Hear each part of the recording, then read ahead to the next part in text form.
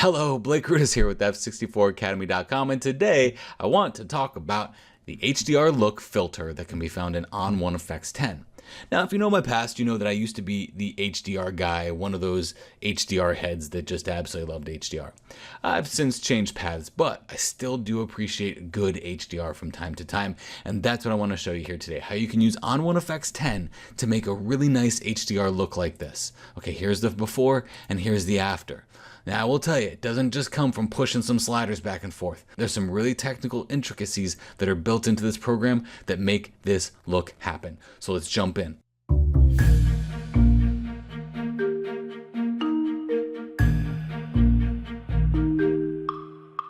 In this tutorial, I want to talk about the HDR look that can be found in the filters section of ON1 Effects 10. Now, when I first opened this HDR look thing, I was like, this is too much. It just doesn't look right. But then I started fiddling with it, and that's what I want to show you today because it can be extremely powerful in your workflow. This is something I would start at the very beginning without even going into any of my tone, color, and artistic effects. I would start here to get the HDR look that I want and then build upon that. So that's all we're going to talk about today. So I'm going to go over here to add filter, and once I add that filter, I'm going to go to HDR Look. It's right down here at the bottom left. Click on HDR Look, and it's going to give me in their automatic HDR look. What I'm going to do is I'm going to show you how to just bump this up. Take that compression all the way up to 200, take the detail all the way up to 100, and even take the clarity up to something like 50. And that's the end of the tutorial. Beautiful. I'm just kidding.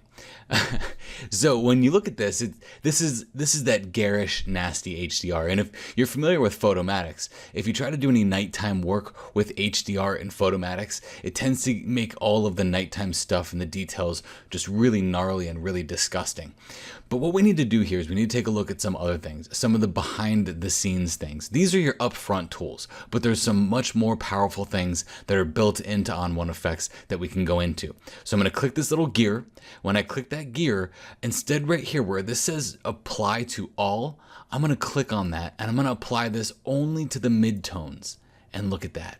It's almost immediately better, because what we're saying here is that the two things that we really don't want HDR to affect the most, and this is with tone mapping in almost any software you're working on, are shadows, because it brings out intense detail in the shadow areas, and in highlights because it tends to make really strong highlight areas look like tone compressed yellow wash nastiness. Okay, that's a technical term, yellow wash nastiness. So what we need to do here is look at the range on just the midtones. So just that one area in the middle. We don't want our highlights, we don't want our shadows, just the midtones. What can you give me here? Underneath midtones, you have something called range, and you can push this range to the right and to the left, so that if it's all the way to the left, it's not going to be affecting anything in the midtones. And as you push this up to the right, you can start to see how these bricks start to get more detail in them. Now you're starting to see how intricate architecture that's detailed on the wall is starting to come out even more here, and bring it up until we start to see even the bricks in the background really starting to come off that wall.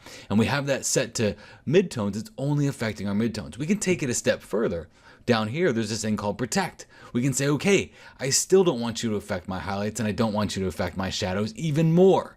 So now we're really protecting those highlights and those shadows, not just with only applying this to the midtones, but now we're saying, okay, even the highlight areas of the midtones, protect those areas, and even the shadow areas of the midtones, protect those areas. So now we've got this beautiful looking HDR look actually on our image. Now, obviously, there's some things that just don't work. This is a global adjustment, and once you go from global, you have to eventually get into local, because there's some things I don't want this affecting. Another thing we can do here is look at the blending mode. The blending mode is now set to normal. If you don't want any of the color cast to come across from the HDR look, you can click on this and you can go down here to luminosity and select luminosity. And what that's going to do is it's going to only apply those HDR looks to the tones of the image and not affect our color at all. Okay, so now we need to get local. Okay, we did the global. This is the global. Let's get the local now. So what I need to do is click on my mask, and with my mask, I'm just gonna brush up here, and I can even use the perfect brush here. Just click up here and brush away that moon, because we definitely don't want that getting any of this in here.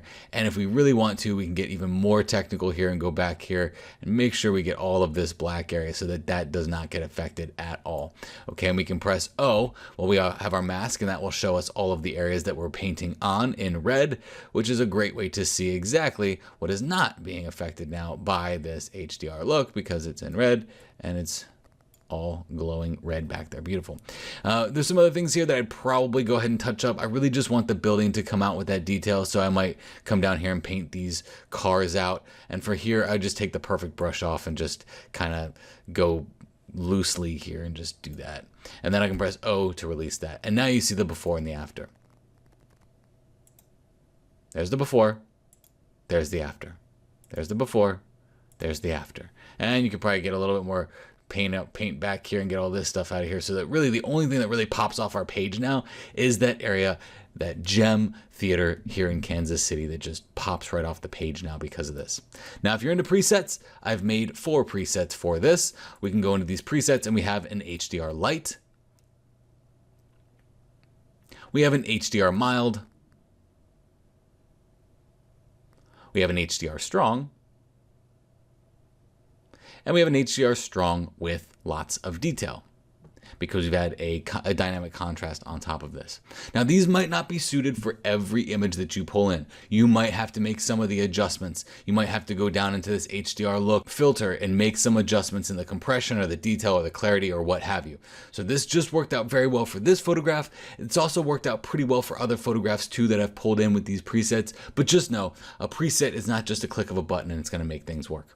So what did we cover here? Well, we looked at the HDR look. It's nasty, it's garish, it's bad when it first starts. You have to really get in there and get that intricacy down by going into the apply to and only applying to the midtones. Now, I don't know how many programs or plugins you've been in. I've been in quite a few, and I will say this: ON1 Effects 10 is one of the only ones that I've seen that allows you to get that intricate with where you want to apply the HDR looks. It's awesome that you can actually do that here.